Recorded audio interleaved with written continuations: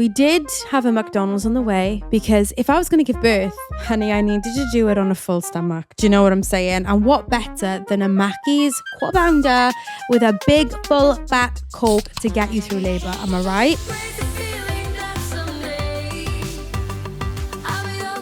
Hello, everybody. Welcome back to the Normal Mum podcast. She's here. She's ready. She's a mum of 3 now, everyone. Whether you have listened before or if you are a returning listener, I just want to say a huge thank you for clicking on this podcast. You do not know how much it means to me. We did take a little bit of a break, okay? Let's not ignore the fact that the last episode that I recorded was actually a pregnancy Q&A and the fact that I had so much that I wanted to come and talk to you guys about.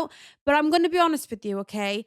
These third babies, that third pregnancy, it wiped me out. It wiped me clean out. And so to anybody who is currently in the trenches of pregnancy right now, when you've got toddlers, please, my heart goes out to you. But yeah, I had so many topics, so much planned for this podcast. And I'll be honest, if I'd have known that I was going to fall pregnant literally 2 weeks after I launched it, I probably wouldn't have, because like I said, that first trimester, the second trimester, every single day of that pregnancy just exhausted me. But do you know what? She's here now. We're back. We're 3 months in to this new life. And I am just so excited to be back talking to you guys about the things that keep me up at night, the things that excite me, and just my life as a normal mum, to help you feel a little less alone and a lot more normal. And I thought the best way to kick this new chapter off was to talk about my birth, because we all love a birth story, and please don't sit there and tell me that you don't, all right? Because I will not believe you. I love talking about birth. I think birth is the most incredible thing, the most magical thing, and the best thing that as a woman you can ever experience. And I am so grateful to have done it 3 times now. Like, genuinely, when I say that out loud, I'm like, wow, I cannot believe that I have actually done that. And I'm proud of myself for doing that. However, all 3 births have been so different, and I've never shared them before. And I just thought this would be a really nice way to come back to the podcast, was to share with you my birth story. Now, I have to say one thing, all right, because I feel like this is really helpful information to know before I dive into the whole birth malarkey. I am not a planner, all right? I might look like on Instagram with my routines and my resets that I've got my ish together, but I'm going to be honest with you and let you into a little secret over here, because you've decided to join me on the podcast. I'm going to tell you that I am most definitely not, all right?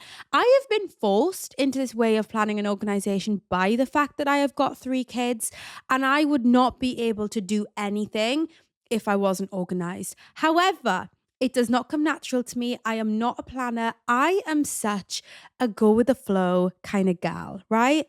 I wake up in the morning and I'll decide how I want to be that day. I will go to bed in the evening and I just will think, I wonder what tomorrow will bring. Like, I am not someone who is rigid for a plan. Routine, different story. Schedule, different story. Planning, organization, absolutely not. All right. So when I was going into my births, all 3, I was not planned. Let's just say that, right?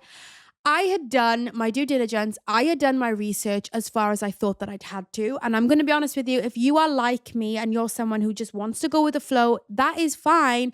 But what I would say, it is most definitely worthwhile looking into the medicinal side of things and what you do want and what you don't want when it comes to all the medication and the drugs and the pain relief and things like that you will be presented when the time comes. And let me tell you, if you've not given birth yet, the time will come, right? There's going to be a moment where you're thinking, wow, this is a lot, because it is a lot. All right. And you are allowed to feel it. But anyway, let me tell you about my births. So I just had to caveat that because, like I said, I did not go in to any of these births with a birth plan. So when I had my first baby Sol, it was actually 2020. It was COVID, it was lockdown, and we were just coming out of it. It was that eat to help out time of year. It was August. Like, what a great time to be alive that was, when the government was contributing to eating out. Like, hello, can we like bring that back? Like, how good was that?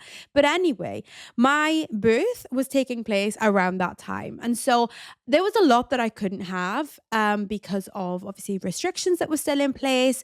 My husband couldn't come in until I was 4 centimeters dilated, which is also known as active labor.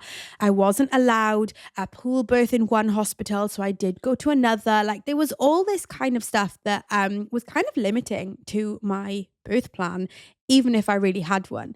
So I did kind of do a little bit of research in terms of like what I did want, what I didn't want. And I really thought that like a pool birth might be a nice idea. So I did actually have that in mind, that I did want to try that out like at some point.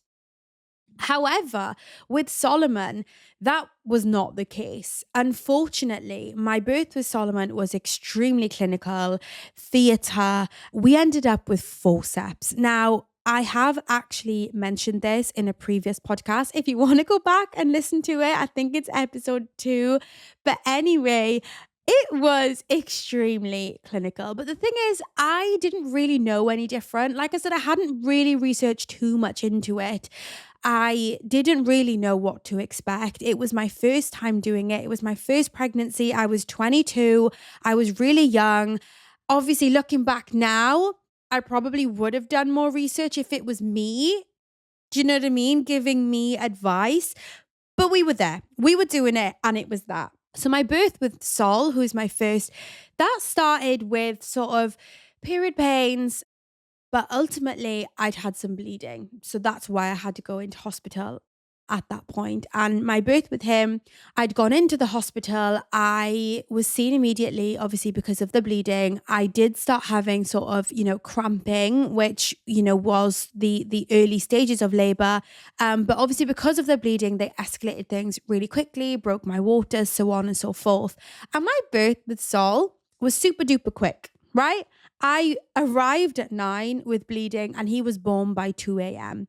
That birth, I'd had an epidural. That birth, I was in theatre because we needed a little bit of help. And that birth was a little bit of a surprise because 2 days prior, my midwife was literally telling me this baby's not going to come, and had booked me in for an induction. So it was a huge surprise when he had come along. And that's just to say as well, if you are in pregnancy at the moment and you are looking at birth and you're thinking ahead, like, just don't overthink things. Like, that is something I really took into my third pregnancy, was like, the due date means very little. It's an estimated due date for a reason.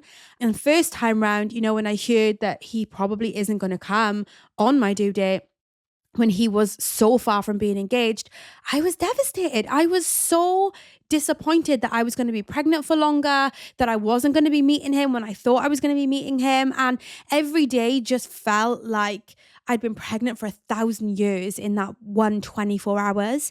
So I would just say that, like, if you are like looking to your due date, please, like, don't get too excited that anything's going to happen, because it is, or it can be, in my experience anyway, just that little bit disappointing if it doesn't arrive. But your baby will come when your baby is ready, when your baby needs to. I really believe that, because that's what Solomon did. He just arrived when he decided to arrive, okay? So I tell you all about those 2 births to just give you a little bit of context for when it came to my third baby, Roman. Okay. Now, personal preference, just a home birth is not for me. So I've always been someone who has had babies in hospital and always wanted to have babies in hospital. However, that being said, given the way that my kids just literally, Sol and Saint, flew out of me, I was super duper scared that I was not going to get my wish of getting to hospital. Like, even my community midwife was like, maybe you should have some towels at home, a blanket at home, some towels in the car. Like, I was prepping for all eventualities when it came to Roman, because I just didn't know how it was going to go.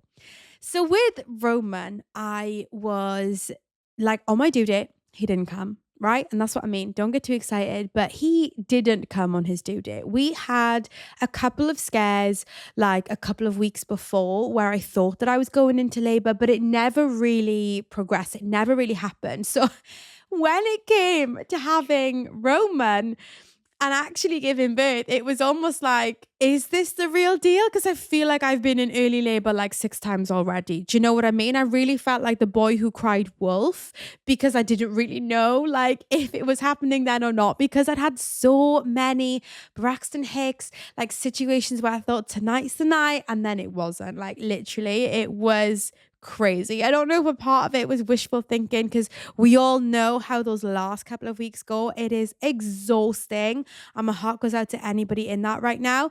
But basically, I was open-minded, shall we say, when it came to Roman's arrival based on those last couple of weeks. But I was 40 plus 1. So I was a day over my due date when I actually went for a sweep, and I hadn't had a sweep before. I didn't need it with Saint because my waters went on themselves. I couldn't have it with Sol because, like I said, even the midwife was like, this baby is not coming anytime soon. So I had never had one before, didn't know what to expect. And I've got to be honest, guys, like it's not pleasant, but it's not as bad as what I'd actually built up in my head. Like I was uncomfortable for the rest of the day, but I could manage. Do you know what I mean? I could manage. So anyway, I had my sweep, and then it was the next day that I was just feeling different, okay? And I got to be honest, after having the sweep, I kind of thought if it's going to happen, it's going to happen today. So I was quite like ready for that to be a possibility. So I just spent my morning packing the boys' stuff, like getting ready, cleaning the house cuz again, she's a clean home, clean mind kind of gal. I did not want to be bringing my baby back to any sort of mess. So I just kind of really nested to the max, shall we say, that morning. And it was around midday that I was just bouncing on my ball, watching Netflix after having a quick whip around. And I was like, I think this is it. Like, I really think this is it. Like the contractions were really starting. They were getting stronger. They were getting heavier, and they were getting to a place where I was like having to kind of, oh, you know what I mean? Like take a bit of a breath before I was going on about my day. Do you know, it was kind of getting to that point. So I could talk through them, and I was still sort of like keeping nice and active, walking and all that good stuff to try and obviously bring it along and see if it was going to do anything. And eventually I called the midwife, right? And I called down and I literally just said, look, I said, I think I'm in labor. I'm not 100% sure how far I am. Like I can talk through my contractions. Like they come in really regular and really often. They are strong, but like I can talk through them. So I don't think that I'm like super duper close to him coming at any point soon. However, my last 2 babies, they flew out. So what do you want to do kind of thing? Because I do not want to be giving birth on the way down in the car. So she was really, really good and was like, look, like, up to you. You come down, you stay home, so on and so forth. But I just decided, like I said, given the last 2 births, that I just wanted to be in the hospital in an environment where I felt safe, that I could, have the baby. So we jumped in the car. Ben too obviously came with me because the rules are obviously very different now to what they were in COVID. Thank God. Like I remember walking into that hospital by myself, having, contractions and very minimal, but having pains, not knowing what to expect, just knowing that I was bleeding and feeling so nervous. And I do wonder if that maybe contributed to the fact that that was my worst birth and my body kind of felt like it was fighting against me a little bit.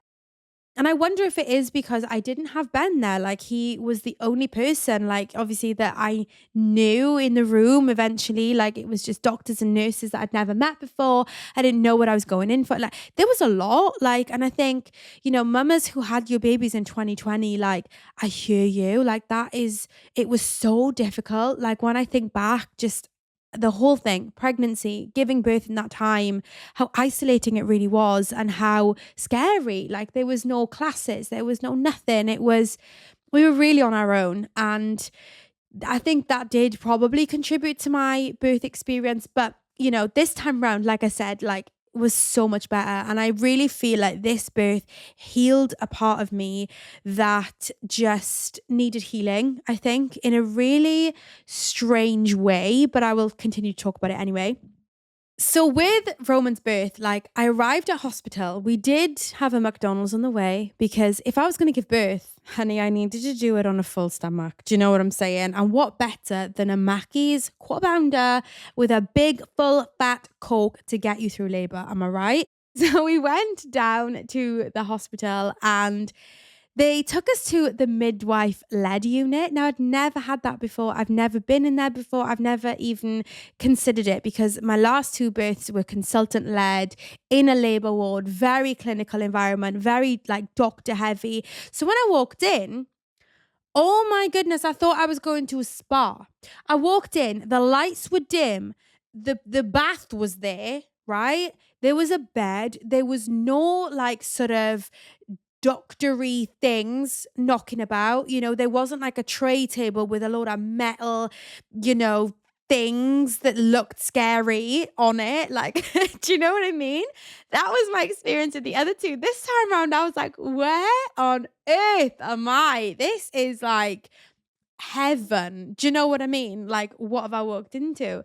And it was a really good birth. Like from the beginning, the midwife was like, so this is the MLU, this is the midwife led unit, and you basically are in control. Like they are very much guided by you, how you're feeling, what your body's doing, which I just think is incredible. Like I've said it before, giving birth is the most incredible experience anyway, but to do it in the way that I did this time around, like really, I just fell in love with being a woman, I think, in that moment, like going through all of that and seeing what my body did and being able to experience it. It was just incredible and so, yeah, just amazing. There's no words to describe it. And if you're going into it, honestly, guys, I got to tell you, like labor and birth, it is the most magnificent thing. I know that some people have the trauma and some people have stories that are horrendous. Like I said, it can go both ways. But for me,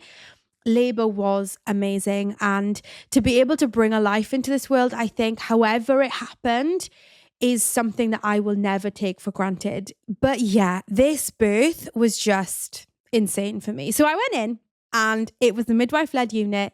She was incredible and was very much guided by me. So I kid you not, she comes in.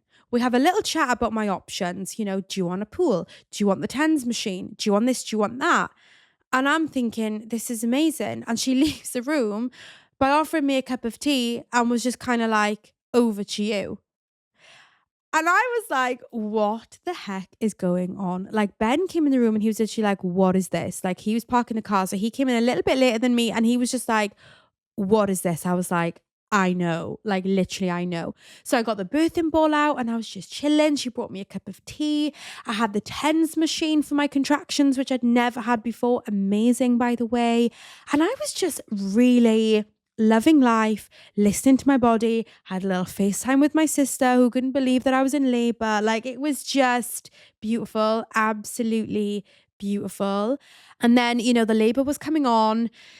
She was contracting, do you know what I mean? And they were getting stronger and stronger. And right in front of me was the birthing pool. And she was like, do you want me to, run the bath? And I was like, I haven't got my swimmers. Like I didn't have a bathing suit. I didn't have nothing with me. Cause like in my head, I was just going to go back to this clinical environment. And so much of it felt too good to be true when I was experiencing it because I was like almost waiting for something to go wrong. And so she, was there and put this bath on and I got in the bath in this little bralette and I was just there. And honestly, that pool birth was incredible. Being there in that water just like released the pain like nothing I've ever experienced. And girls, guys, everyone, I was in there for 4 hours. 4 hours.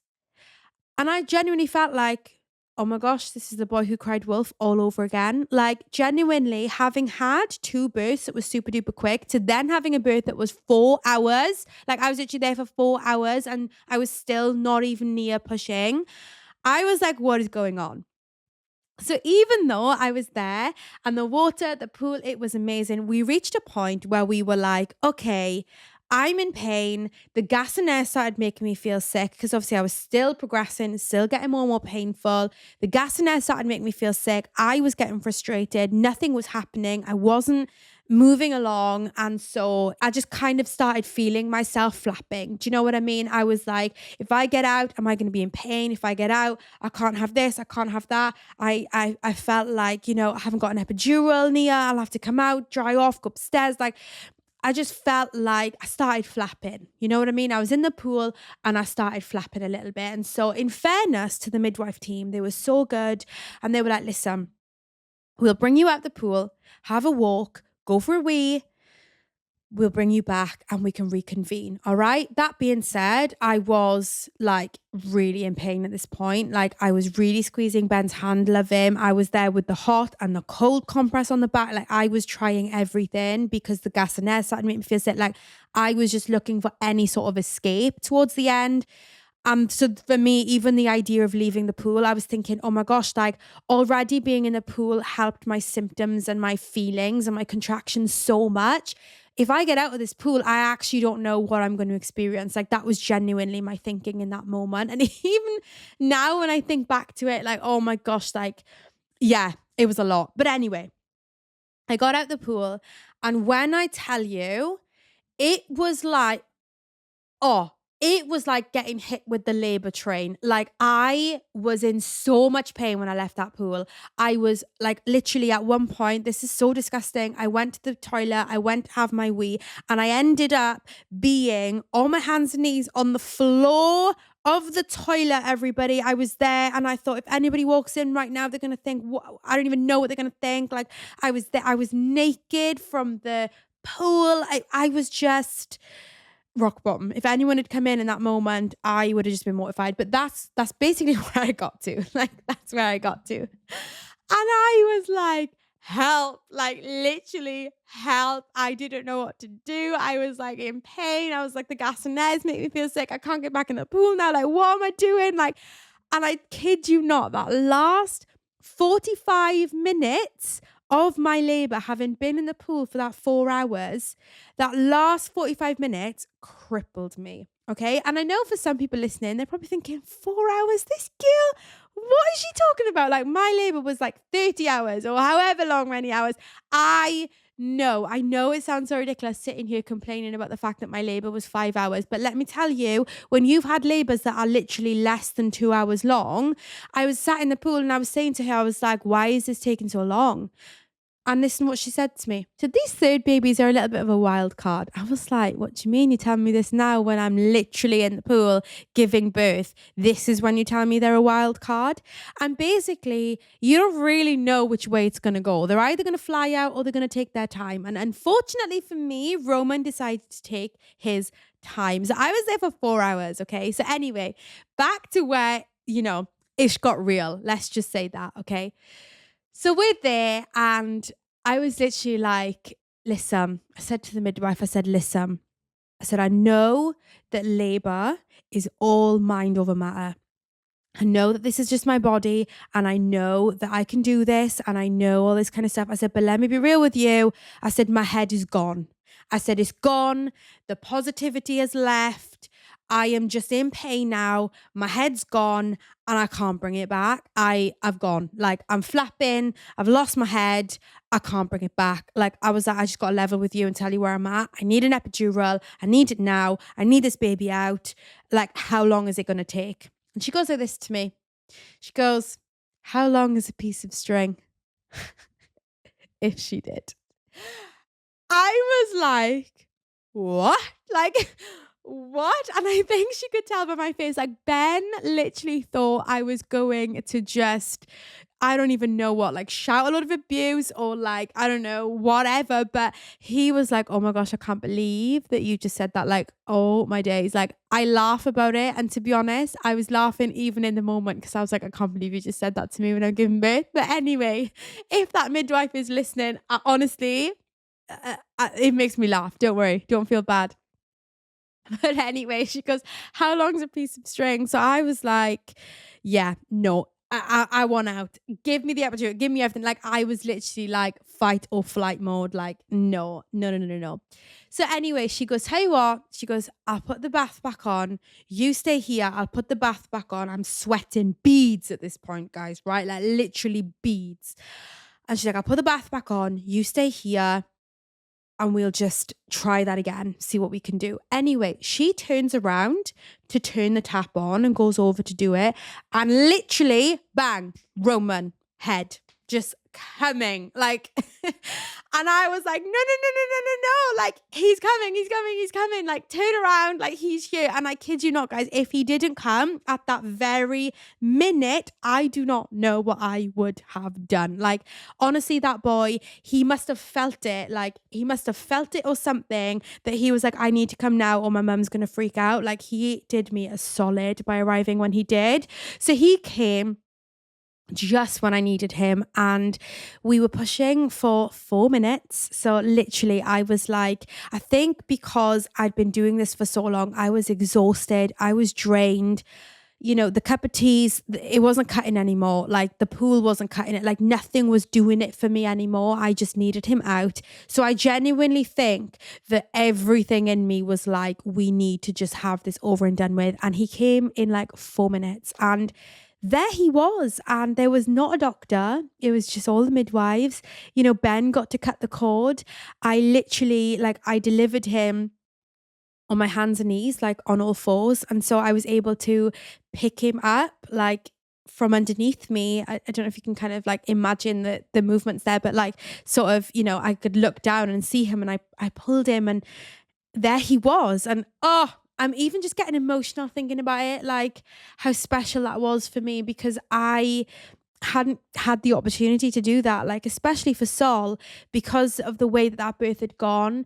You know, adrenaline had kicked in. I was in theatre. I was so scared for that birth, like when it was happening, and I didn't hold him for quite a while, and then after an hour he actually got taken to intensive care. But I really missed out on those like first couple of moments with Sol, of just really being able to soak him in and look at him and even comfort him when he was crying. And to be able to do that this time round with Roman was just, it was magic. It was absolute magic. Like I pulled him up and I put him on my chest, and I, you know, was shushing him. And because I was just in my head, I was thinking, oh, he's here. He knows me. I'm his mum. I'm his safe place. Like, let me just be that. And for anyone, honestly, that is going to go through birth, like there is nothing like that moment when your eyes lock eyes with, you know, your child. Like there is no love like it. You know, you've grown them for 9 months. You get to see, like, that's your reward. That is your prize. And you get to deliver them and see them. Like, that is all you know, like, well done. You know, it is incredible. And to just experience that third time round, and to have it in a way that like just kind of gave a little nod to the 22-year-old me that had that, you know, not so nice experience. I don't want to use the big word traumatic, but it did change the way that I was going to approach birth with Saint. And it did kind of leave me with a little bit of, you know, anxiety around health and, you know, my baby and whatnot, and how quickly things can change. But just in that moment, like, you know, I remember just asking the midwives like all the time, even during labor and when he was born, is he okay? Is he okay? Like, you know, and she was like, yeah, like you've done it. And credit to the midwives too. You know, you are incredible. If you're a midwife, a doctor, anyone, nurse who's involved in these things, like you are literally helping, you know, miracles every day. Like that is miracles upon miracles that are coming into this world. And it is just beautiful. And what a job, you know. I know it has its highs and lows, but I will always be one to say thank you to any doctor, nurse, midwife, because it's just incredible what it is that you guys do. And we cleaned up, you know, we were there, and Roman was perfect. He was fine. And do you know what? It all happened so lovely. And I was expecting it so much to not go the way that it was going, and that we'd get shipped upstairs, that we literally didn't even go get the bags from the car. So Roman, bless him, was like in this like hand knitted outfit from someone that they'd made and donated to the hospital, because we didn't have his stuff yet. They were still in the car. And just little things like that. Like it was just such a special birth. Like he was amazing, and he wanted to feed straight away, and Ben got to do that. And it was just the most incredible birthing experience I could have ever asked for. And to a degree, it hasn't done me any favors, because now I'm like, is this my last baby? Can I actually live with never going through something like that again? Like, it's so incredible. And the hormones, the feelings is amazing. And yeah, it was incredible. Was giving birth. We then came home. Things didn't quite go to plan when we came home, but I'll talk to you about that in a couple of episodes' time when we discuss all things postpartum, because what a wild ride that is.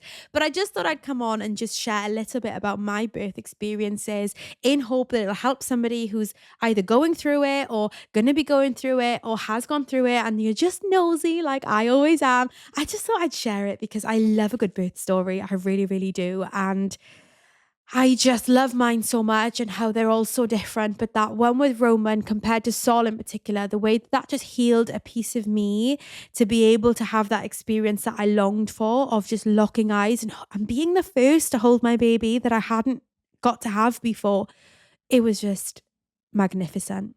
So yeah, anyway, thank you so much for listening. I really hope you enjoyed a little bit of story time. Next episode, we are actually going to dive into something a little bit different. Maybe we'll talk about pregnancy. Maybe we'll talk about postpartum. I don't know. Let me know what you would love to hear first. But there is so much that I want to cover and let you in on and talk to you about in my motherhood journey now as a mother of 3. Oh my goodness. I can't even believe I say that half the time, but to be saying it now on the podcast, like genuinely, guys, I am just so grateful that you are here with me on the journey. And I hope that by listening, you will feel a little less alone and a lot more normal in the highs and lows of motherhood. So let me know what you think. I love you so much. Thank you for listening. I will see you on the next episode. Have a great day. I love you all so much. Bye.